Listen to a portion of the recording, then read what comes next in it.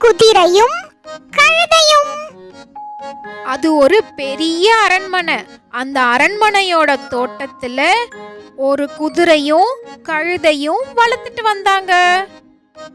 கழுதை அந்த தோட்டத்துல நிறைய வேலை செய்யும். அங்க இருக்கிறவங்களுக்கெல்லாம் நிறைய உதவிகள் செய்யும். ஆனா குதிரை அந்த தோட்டத்துல எந்த வேலையுமே செய்ததில்ல. ஒரு நாள் குதிரை எந்த வேலையுமே செய்யறதில்ல. ஆனா இருந்தாலும் தோட்டத்துல இருக்க எல்லாரும் அத பத்திரமா பாத்துக்கறாங்க. அதுக்கு வேலைக்கு சாப்பாடு கொடுத்து நல்லா கவனிச்சுக்கறாங்க. குதிரைய எப்படி எல்லாம் கவனிச்சுக்கறாங்கன்னு எப்பொழுதும் கழுதை பார்த்துக்கிட்டே இருந்துதான். அந்த நாட்டோட ராஜா ஒரு நாள் தோட்டத்துக்கு வந்தாரு. நேரா குதிரை கிட்ட போயிட்டு அது கூட கொஞ்ச நேரம் பேசிக்கிட்டு இருந்தாரு. அட, யார் அங்க வந்திருக்கிறது? ராஜாவா? இந்த நாட்டோட ராஜா அவரே நேர்ல வந்து குதிரையை பாத்துக்கறாரா? நம்மளும் பேசாம குதிரையாவே பிறந்திருக்கலாம். கொடுத்து வச்சது அந்த குதிரை. எல்லாரும் எப்படி கவனிச்சுக்கறாங்க அத? கழுதை குதிரைய பார்த்து பொறாமப்பட்டுக்கிட்டே இருந்துதான். கொஞ்ச நாள் சென்னு திரும்பவும் ராஜா தோட்டத்துக்கு வந்தாரு. கொஞ்ச நேரம் குதிரையோட பேசிக்கிட்டு இருந்த ராஜா போகும்போது தன்னோட குதிரையும் கூட்டிக்கிட்டே போயிட்டாரு. ராஜா குதிரைய கூட்டிட்டு போறத பார்த்த கழுதை சோகமா ஆயிடுச்சு. ராஜா என்ன திரும்பி கூட பார்க்கல. நானும் குதிரை மாதிரி அழகா இருந்திருந்தேனா என்னையும் கூட்டிட்டு போயிருந்திருப்பாரு. ராஜாவோட போன குதிரை திரும்பி வரவே இல்லையா. எங்க போச்சு இந்த குதிரை? ஏன் இவ்ளோ நாளாகியும் வரல? இந்த குதிரை இருந்தாலும் கஷ்டமா இருக்கு, இல்லனாலும் கஷ்டமா இருக்கு. குதிரைய பார்க்காம கழுதைக்கு ரொம்ப கவலையா இருந்துதான். கொஞ்ச நாள் கழிச்சு குதிரை தன்னோட இடத்துக்கே திரும்பி வந்துதான். அதோட கால்கள்ல பயங்கரமா அடிபட்டு இருந்துதான். உடம்புலயும் அங்கங்க சில காயங்கள் இருந்துதான். இத பார்த்த கழுதைக்கு அதிர்ச்சியாவும் கவலையாவும் ஆயிடுச்சா. கழுதை பொறுமையா குதிரை கிட்ட போய் பேச ஆரம்பிச்சுதான். என்னாச்சு உனக்கு? ராஜாவோட ஜாலியா தானே போன, எப்படி அடிபட்டுச்சு? நான் அரசரோட போருக்கு போயிருந்தேன்.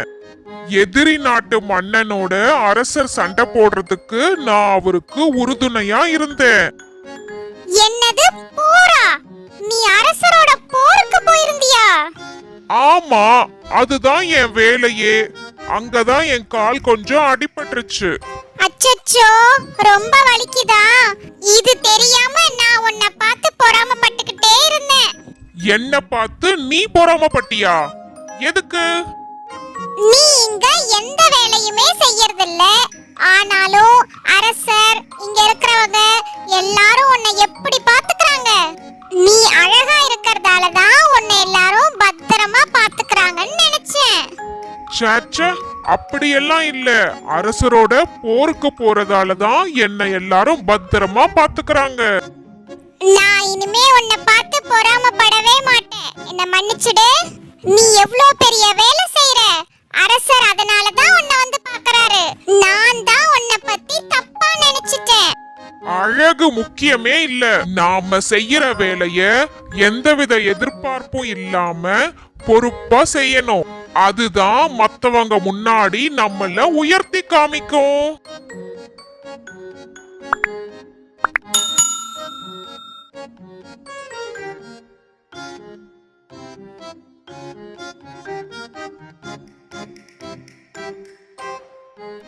ஒற்றுமையின் பலன். ஒரு காட்டுல ஒரு அம்மா அணில் வாழ்ந்து வந்துதான். அம்மா அணில் தன்னோட 2 குட்டி அணிலோட சந்தோஷமா வாழ்ந்து வந்துதான்.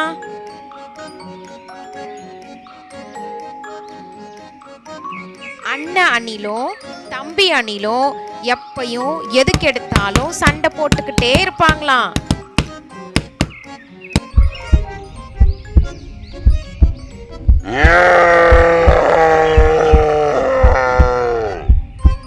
இதனால கவலைப்பட்ட அம்மா அணில் 2 பேரையும் கூப்பிட்டு பேசணும்னு நினைச்சாங்களாம். 2 பேரும் இப்படி வாங்க. 2 பேரும் அம்மா அணில் கிட்ட வந்தாங்களாம். சொல்லுங்கம்மா.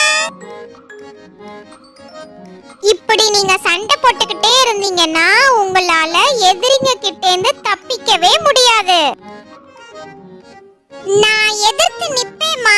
நானும் சண்டை போடுவேம்மா. உங்களை விட பலசாலியான எதிரிங்க வந்தா என்ன பண்ணுவீங்க? 2 பேருக்கும் என்ன பதில் சொல்றதுன்னே தெரியலையா. வாங்க நம்ம கொஞ்சம் தூரம் நடப்போம். ரொம்ப நாளைக்கு முன்னாடி காட்டுல நடந்த ஒரு நிகழ்ச்சியை நான் உங்களுக்கு சொல்றேன். காட்டுக்குள்ள 4 எருதுகள் வாழ்ந்து வந்ததா. 4 பேரும் நல்ல ஃப்ரெண்ட்ஸா. ஒருத்தருக்கு ஒருத்தர் ஹெல்ப் பண்ணிக்கிட்டு ஒத்துமையா வாழ்ந்து வந்தாங்களாம். ஒரு நாள் அந்த காட்டோட ராஜா, என்னது இது? காலையில இருந்து நானும் தேடுறேன், ஒருத்தவன் கூட வேட்டையாட கிடைக்க மாட்டேங்கிறான். நேத்தே ஒழுங்கா சாப்பிடல, பயங்கரமா பசிக்குது, என்ன பண்றது? சிங்கராஜா தனக்கான உணவை தேடி போய்கிட்டே இருந்தாராம். சபா முடியலையே. ஹே, மாட்டிக்கிச்சு. தூரத்துல நம்மளோட 4 நண்பர்களும் புல்லு சாப்பிட்டுக்கிட்டு இருந்தத சிங்கராஜா பார்த்தாராம். அப்பாடா, இவ்ளோ நேரம் தேடி அலைஞ்சது வீணாகல. ஒரு பெரிய விருந்தே நமக்காக காத்துக்கிட்டு இருக்குது. சிங்கம் பொறுமையா பதுங்கி இருந்து எருதுகளுக்கு நடுவுல போய் பாஞ்சுதான்.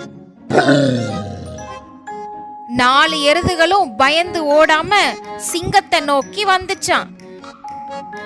4 பேரும் சேர்ந்து சிங்கத்தை சுத்தி வளைச்சிட்டாங்க. இது என்னது இது?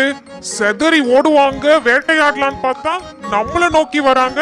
சிங்கம் பயந்து போய் பின்வாங்குச்சான்.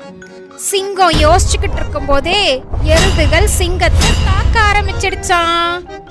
4 பேரும் ஒன்னா சேர்ந்து தாக்குனதால சிங்கத்தால ஒண்ணுமே பண்ண முடியலையா. ஆள உடுங்கடா சாமி. சிங்கம் தப்பிச்சா போதுன்னு ஓடியே போச்சான்.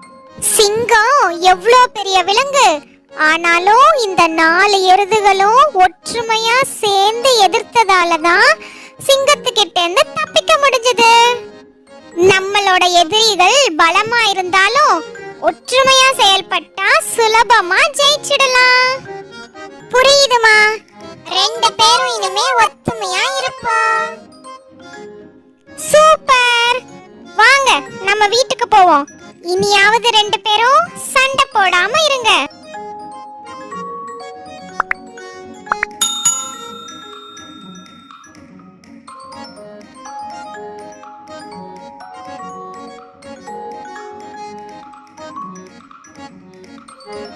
அழகு வண்ண பச்சை கிளி.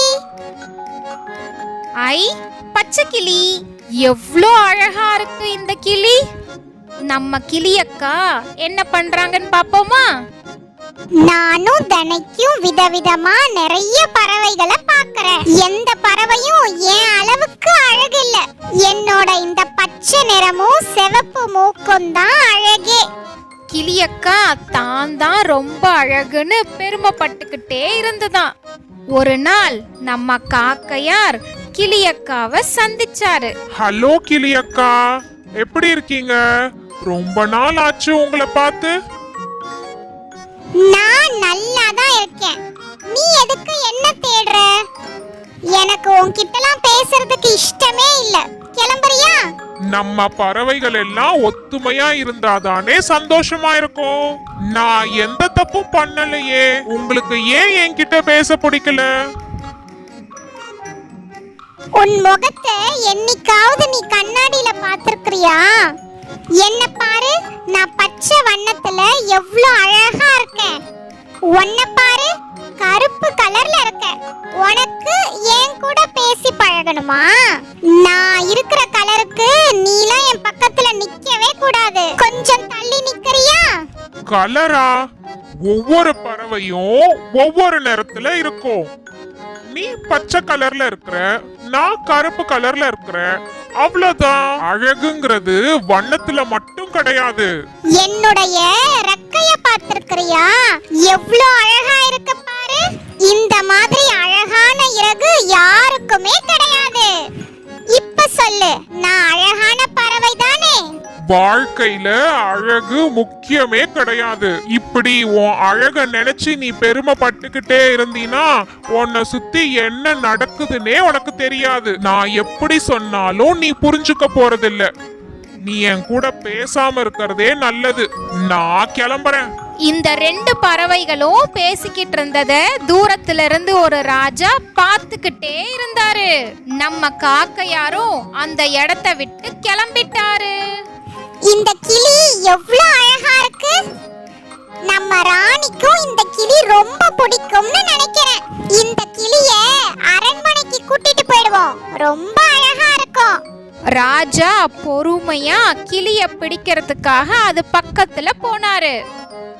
ராஜா தான் கொண்டு வந்திருந்த வலைய வச்சு கிளிய சிறைப்பிடிச்சிட்டாரு. அச்சச்சோ, நல்லா மாட்டிக்கிட்டேன். இனிமே நான் எப்படி சுதந்திரமா பறப்பேன்?